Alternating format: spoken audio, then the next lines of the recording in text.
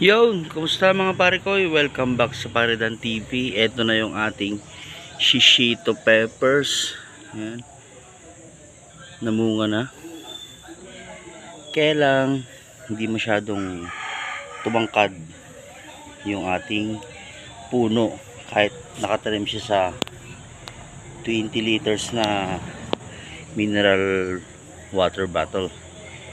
Kasi, meron yan dati ditong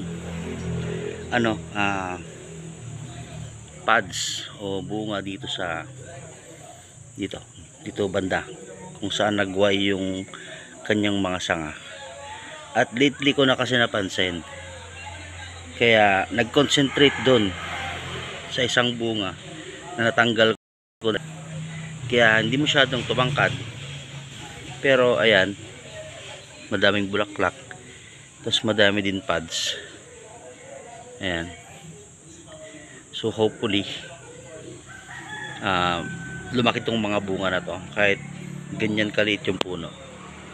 Yan, so update ko kayo mga pare ko so ayan, abono na lang, abunuhan ko na lang to para at least may pansuporta siya sa kanyang mga bunga. Yun, so let's go, let's grow strong. Up.